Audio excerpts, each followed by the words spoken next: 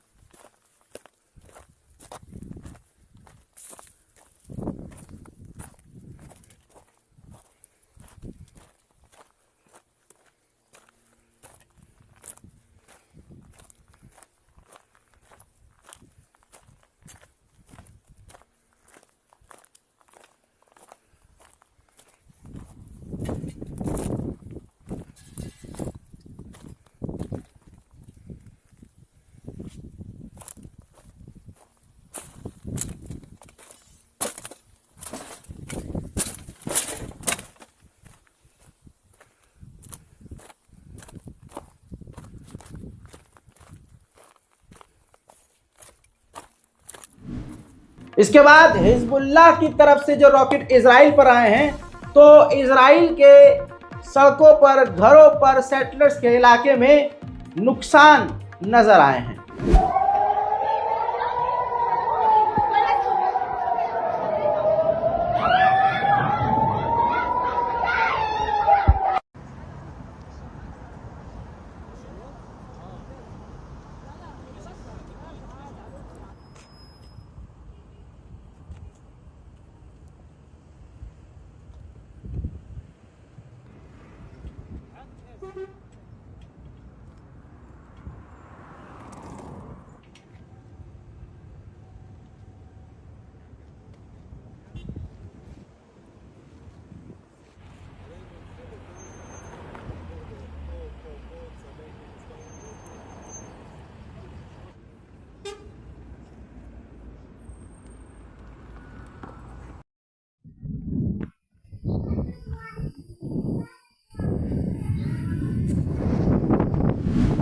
उधर Lebanese minister ने warning दी है कि अगर इजराइल और लेबनान की जंग होती है तो सिर्फ हमारे पास 3 महीने की मेडिकल सप्लाई है। उधर अरब देशों के बीच ही फूट पड़ रही है।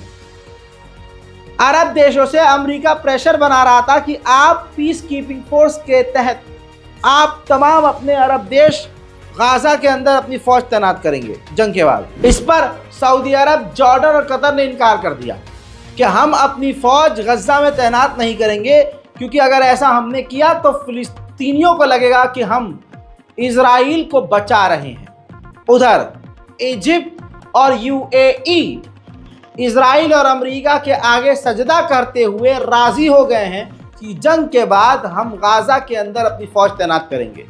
यानी अब देखिए, एक तरफ इजिप्ट और यूएई है और दूसरी तरफ जॉर्डन, सऊदी अरब और कतर है। यानी अरब देशों में ही फूट पड़ रही है। उधर इजराइल की मिलिट्री ने अब आज गाजा का बैत हैनोन का इलाका खाली करने का आदेश दे दिया है। हजरात, 2600 फिलिस्तीनियों को पिछले कुछ दिनों में वेस्ट बैंक से इजराइल ने गिरफ्तार किया है और 7 अक्टूबर से अब तक 10,000 फिलिस्तीनियों को फिलिस्तीन के वेस्ट बैंक के इलाके से इजराइल गिरफ्तार कर चुका है। Farmer deputy head of Israel's national security council ने साफ कहा है कि तमाम इजरायलियों को ये लगता है कि नेतन्याहू देश के लिए नहीं बल्कि अपनी गद्दी और अपने पर्सनल मफाद और फायदे के लिए काम कर रहा है। सुनिए, Netanyahu is enslaving the national interest in the service of his own political, personal, and criminal interest. Most Israelis believe he's operating for his own political interests and not for the national interest. So I'm one of those in the majority who believe that this is the case. They have been saying for months and weeks, and in recent days as well, that the national interest dictates accepting the deal and including the cessation of hostilities. So you have the defense establishment, the majority of Israelis, according to multiple public opinion polls, on the one hand, and on the other hand, Netanyahu and some of his ministers, notably the more extreme ones. I, as an analyst, cannot say that Israel achieved its goals. And I can say that the fact that Israel did not achieve its goals is by design. This same government. उधर Jordan के deputy prime minister ने हिम्मत दिखाते हुए कह दिया है कि पूरे इलाके में जो जंग फैल रही है और हालात खराब हो रहे हैं उसका जिम्मेदार सिर्फ और सिर्फ। उधर अमेरिका के हाउस स्पीकर ने बाइडेन सरकार से कहा है कि जो इजराइल के लिए हथियार अभी भी आपने रोके हुए हैं, जल्द से जल्द वो हथियार इजराइल को दे दे। इजराइल की बमबारी से गाजा में बड़ी तबाही है। पत्रकार अब वहां से कुछ दिखा नहीं पा रहे हैं। अब वहीं के बेचारे जो दुखियारे लोग हैं, बच्चे हैं, वही वीडियो बनाकर अपने इलाकों की तबाही दिखा रहे हैं। आवाज़ इनकी बनिए और इस रिपोर्ट को शेयर कीजिएगा। देखिए, يعني فنسيل الدمار فيها جدا ضخم. يا الله على كمية الدمار اللي فيها. يعني المرة الثانية بدخولهم كان فيها نسبة دمار كبير جدا جدا. इतिहास गवाह है कि 82,000 टन बमबारी करी है गाजा के अंदर, एक छोटे से मुल्क के अंदर इजराइल ने। इतिहास की सबसे खतरनाक बमबारी। वहीं मेरे दोस्तों, अल कस्साम ब्रिगेड ने तस्वीर जारी की है कि इजराइल के सैनिकों को उन्होंने निशाना बनाया है, जिसमें इजराइल के कई सैनिक घायल हुए हैं। उधर अरब के बड़े बड़े लीडरों ने बाइडेन से कहा है कि नेतन्याहू पर प्रेशर बनाओ कि हमास से वो डील करे, क्योंकि नेतन्याहू डील करना नहीं चाहता। उधर अमेरिका से साफ पूछ लिया गया कि इजराइल की जेल के अंदर से जो वीडियोस वायरल हुई हैं, जिसमें देखा जा रहा है साफ साफ कि फिलिस्तीनी कैदियों के साथ बलात्कार और गैंगरेप किया जा रहा है, इस पर आप क्या कहेंगे? तो बेशरम घबराते हुए अमेरिका के प्रवक्ता ने कह दिया है कि हम इस पर इतना ही कहेंगे कि इजराइल इसकी जांच करे, जो कि सरासर गलत है और ऐसा नहीं होना चाहिए। सुनिए। Going back to Israel, Israeli media today released a video showing Israeli soldiers raping a Palestinian detainee at Sidi Tamam detention camp. The footage was very disturbing. I know you have commented on the reports about this detention center before, but we now have a new evidence, which is video. Have you seen that video, and do you have anything to say on that, and also the reports of rape in Israeli prisons? So we have seen the video, and reports of sexual abuse of detainees are horrific. They ought to be investigated fully by the government of Israel, by the IDF. Prisoners need to be treated, prisoners' human rights need to be respected in all cases, and when there are alleged violations, the government of Israel needs to take steps to investigate those who are alleged to have committed abuses and, if appropriate, hold them accountable. And it is appropriate that the IDF in this ईसाइयों के धर्मगुरु pope Francis ने एक बार फिर से मांग की है कि जल्द से जल्द इलाके में शांति आए और इजराइल के बीच की जंग खत्म हो। Ribadisco il mio appello a tutte le parti coinvolte affinché il conflitto non si allarghi e si cessi immediatamente il fuoco su tutti i fronti a partire da Gaza, dove la situazione umanitaria è gravissima e insostenibile. मेरे दोस्तों, Gaza के रफ़ा के अंदर जो फिलिस्तीनियों के मकान हैं, अब इजराइल के बुलडोज़र वहां पहुंच चुके हैं और उनके मकानों को तोड़ रहे हैं।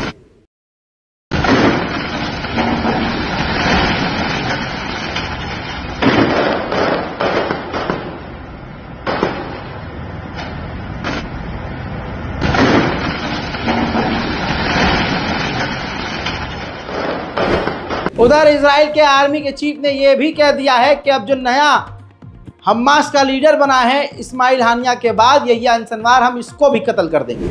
इजराइल के खिलाफ इंटरनेशनल कोर्ट ऑफ जस्टिस में साउथ अफ्रीका ने जो केस दर्ज किया था, महीनों के बाद आज तुर्की ने उस केस को इजराइल के खिलाफ ज्वाइन कर लिया है।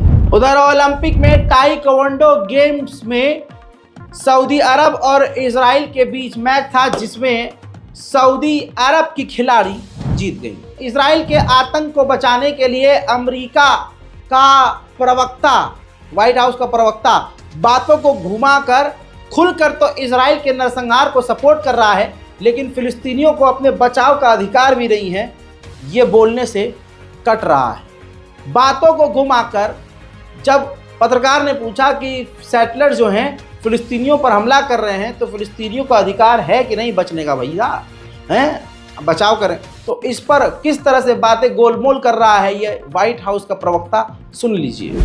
Israel advanced last year the highest number of settlements in the occupied West Bank since Oslo accords. The total number is 30,682. Do Palestinians who lose their lands for settlements have the right of self-defense? So we have made clear that we oppose the settlement program that has been executed by the government of Israel. We think that it is inconsistent with international law, and ultimately they're not conducive to peace, and it's a matter we continue to engage with the government of Israel on. I think I'll wrap there, but I do want to close with one. America ने Nagasaki और Hiroshima पर, Japan में, दो अलग अलग जगह पर परमाणु गिराया था। तो हिरोशिमा के मेयर ने तो जलील किया ही इजराइल को। उधर आपको बताना चाहूँगा कि अब जब नागासाकी में प्रोग्राम होने वाला है, उसी सिलसिले में नागासाकी ने तो इजराइल को उस मीटिंग में इनवाइट भी नहीं किया। इसकी वजह से इजराइल के नाजायज़ बाप अमेरिका और दूसरे यूरोप के देश, और ख़ासकर G7 में जापान भी शामिल है, तो जापान को छोड़कर 6 अलग अलग तमाम G7 के देशों ने साफ साफ कहा है जापान से कि अपना फैसला वापस ले और इजराइल को भी इनवाइट करे, और साथ ही इजराइल के लिए स्टैंड लेते हुए तमाम बड़े देशों ने, खासकर अमेरिका ने कह दिया है कि उस मीटिंग में हम पूरी तरह से बाइकआउट करेंगे, मीटिंग में नहीं जाएंगे, क्योंकि हमारी नाजायज़ औलाद इजराइल को नहीं बुलाया जा रहा है। भाई साहब, इतनी हिम्मत। उधर तस्वीर देखिए, इजराइल के आतंकवादी चीफ ऑफ स्टाफ जो है, उसने खुली धमकी दी है कि हम मिडिल ईस्ट में कहीं भी, कभी भी, किसी भी जगह हमला कर सकते हैं। उधर अमेरिका से इजराइल ने कहा है कि अगर हिजबुल्लाह ने हम पर बड़ा हमला किया तो फिर हम भी बड़ा हमला करेंगे। और इजराइल के जो पालतू कुत्ते हैं, इजराइल के सैनिक हिजड़े, वो गाजा के महिलाओं के कपड़े पहनकर नाच गाकर वीडियो अपलोड सोशल मीडिया पर खुद कर रहे हैं।